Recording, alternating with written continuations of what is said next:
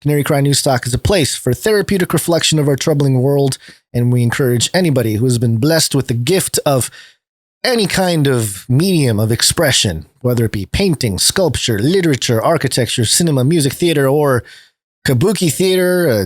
What was the one you like? Puppetry, and Fushigi. Yeah, all these, all the but forms. Nobody cares what I want. Nobody's making me the things that I want. So yeah, we haven't had interpretive dance either. That's something that we're waiting for. I know. Speaking of which, back to the cameo discussion. Okay.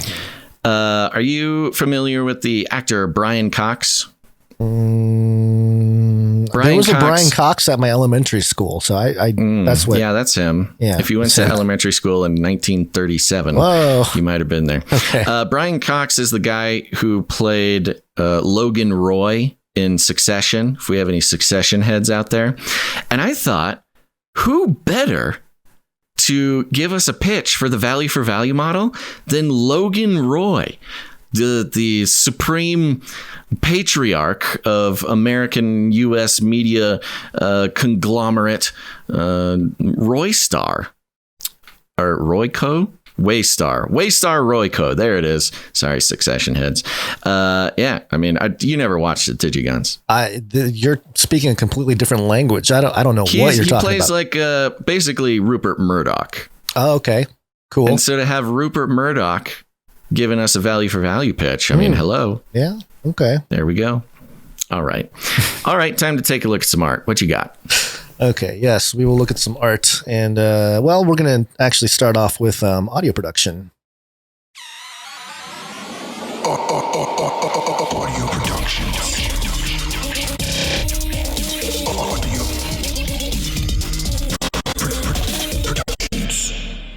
And I believe we only got one, especially today with short notice and everything else. But it's from Psalm 40. Yay. In this dark world, he can help you see. Just listen to Psalm 40. Yeah, so we have producers that are recurring and are consistent producers that have their own jingles here. So, in case you're new and you're wondering what that was. Here's the note here. Greetings, brothers. By the time you read this, I'll be on my 28th consecutive day of work. I think that's the day you turn into a zombie. Day 28, right? That's brutal, man. Yeah. Working hard. I've had one day off in the past 35 days. My hands look like freezer burnt ground beef. Oh, yeah, give that to that's not a good look. Yeah, give it to Zuckerberg. He likes the meats. All different kinds. Old soft hand Zuckerberg. The season started strong and it was more difficult than years past, but this weekend was incredibly smooth. Saturday was the best 12-hour work day I've ever had. The Lord has been waking me up with an unexplainable joy the past couple days, and as much as I regret it, I wanted to get this in before church. Bunch of people getting in their artwork before church today. Greta's out talking about Greta's out talking about climate change villains. I'm just not that kind of guy. I'm definitely not a morning person. Praise God, he's faithful and he always hears us when we cry out to him. This week I have prepared for you Revelation part 6, the 7 bowls. Enjoy. God bless. We'll play a little bit of that just to get an idea. And of course, we'll play the rest on the Canary Cry mixtape at the end of the show. Yep. And everything running extremely slow today. A little bit low here. I'm going to skip forward a little bit. Here we go. Behold, a great sign in heaven. 7 angels with 7 final plagues. And with them, the wrath of God is finished. I saw a sea of glass mingled with fire. And there stood those who had conquered the beast and its image. They sang the song of Moses and the song of the Lamb, saying, Great and amazing are your deeds, O Lord God. Just and true. Sweet. And I think Can't wait. Thank you very much. Thank you, Psalm 40. You know what? Something happened, and the note from Dame Allie got mixed in with the note from Psalm 40. So part of what I'll read as part of Dame Allie's note was just read there as part of Psalm 40's note. But it's okay. Great. we're all one family here. All right. Thank you very much, Psalm 40. Appreciate it. And I think that's it for the music part of it. We do have some art. One art, please. And one of our younger producers of the show, Dame Allie of the Skillet Nation. One art, please. One art, please. Another one from Allie now. Here it is. Okay. Yeah, this is the stuff that took a little longer to prepare. The piece here for today is titled Greta is at it again. And the note reads, wanted to get this in before church. Greta is out talking about climate change villains. That's the part that somehow got mixed into the Got it. note. Okay, here we go. Very well done. Thank you very much, Dame Allie. We're looking at a headshot here of the new and improved, upgraded version, the 19-year-old Greta, looking a bit disheveled because she's too focused on saving the world to brush her hair. Who needs it? And, of course, she's got her little lizard eyeballs there. She's a baby lizard, but a lizard nonetheless. Thank you very much, Dame Allie. Very well done. You know, there's something about older Greta, something about the shape of the face or the determined look in the eye or something. It's got kind of a Hillary vibe. Yes. See it? That is the prevailing theory at the Q forums, Basil, that she is a Greta clone, or I'm sorry, a Hillary clone, like a little Hillary spawn. You know, They got her DNA in a test tube, and Greta popped out. Yeah, and we know now how clones work. Yeah. So there you go. Good job. Thank you very much, Dame Allie. Wonderfully done. And remember, everybody, you can see all of this artwork on the newsletter that was sent to your email box, or it'll be put on our social media, or you can find it at canarycry.newstalk.com in the episode page. Yes. Sir. Okay. Thank you, Dame Allie. And we're going to move on. We got another piece here from another regular of the show, Sir Dove. One art, please, from Dove. We got two from Sir Dove today. Knight of Rustbeltia. Yes. And I downloaded the files and there they are. Okay. We're going to start with the note here. And his note says, peace. Hopefully I'm not too late. Just saw the text that you're going live today.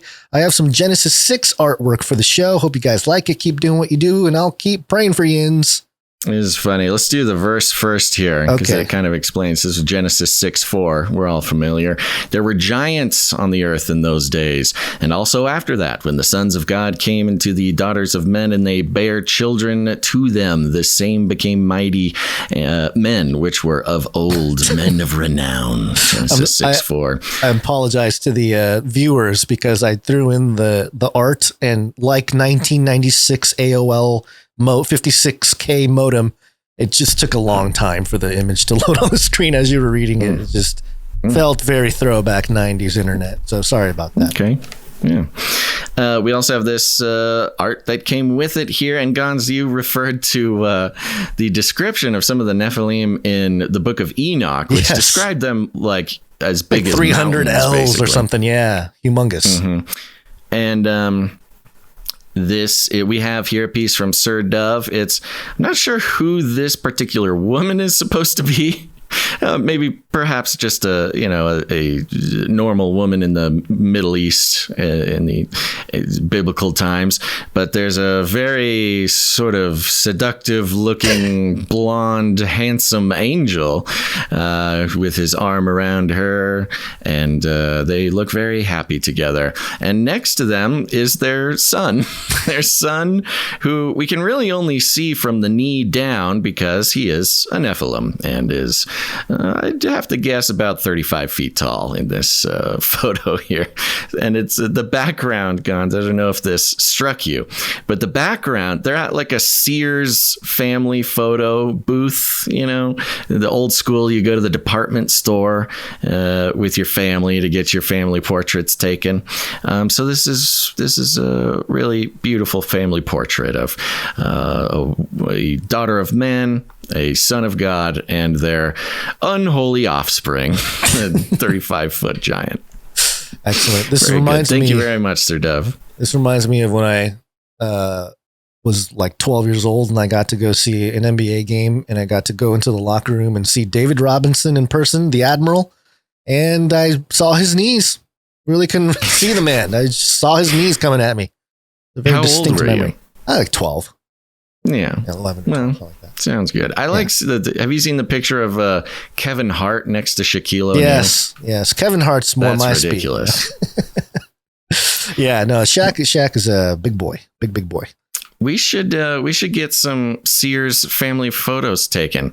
Ooh, that would be a fun thing for a meetup to do. If we ever put on a meetup, we'll have a Sears family portrait style photo booth up. Fantastic. With kind of the old school gray tie-dye background. I don't know, tie-dye is not the right word, but you know what I mean. Sort of the abstract Sure, 90s background. Yeah, that'd be fun. Thank you very much, Sir Dove. Thank you, Sir Dove. All right, we have a microfiction.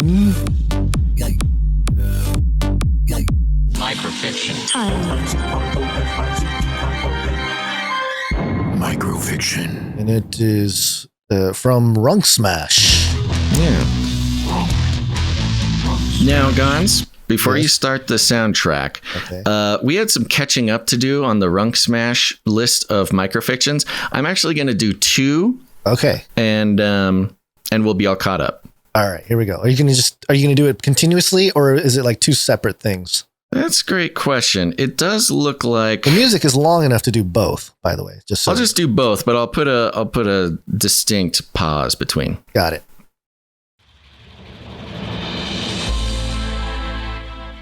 As Cabana Gons takes over the show, Basil dives deeper into the metaverse, setting up a quarantine around the article about Mrs. Obama and Mr. Putin. Basil examines a dead mouse. Then, from behind him, he hears a familiar voice.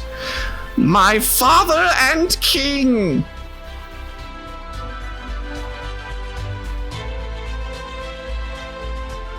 Amid profuse repetitions of father and king that make Basil uneasy, Rooster finally points out to Basil the lambda lightly emblazoned. Ooh.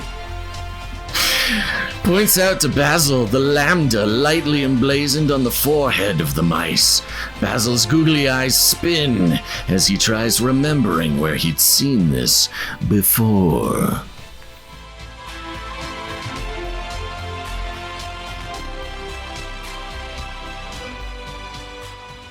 Aha, so they are connected. Thank you very much, Runk Smash. Thank you. That does it. Runk Smash also sent us a note. I just want to mention because it feels good. He says, y'all are lifesavers, even more than you know. Congratulations on the second No Agenda feature. Oh, thank you. Yeah, appreciate Thank you that. very much, Runk Smash. Yeah, thank you Yeah. for being there. You're one of the very consistent producers in all sorts of ways. So we definitely Indeed. appreciate you. All right. That is it for the producers who came in with their talent. Is there anything else? I feel like I'm missing something, but I'll just are, remind everybody, yeah. if you are an artist or a creative person in any way, even if you're not, and you just want to give it a try, or if you have kids, you can always have kids create art, and we're always very proud of that. If you're just any one of these people, perhaps you're a fushigi juggler or a puppet man or something like that, create something for the show and send it on in. It's awesome. It's a part of culture building. It's very entertaining. It's great content for all our stuff across the interwebs there, and we appreciate it very much. And we love to feature the talent of our producers. And you can go ahead and send that all to canarycryradio@gmail.com. That's canarycryradio@gmail.com. Send it in, baby. Let me see what you got.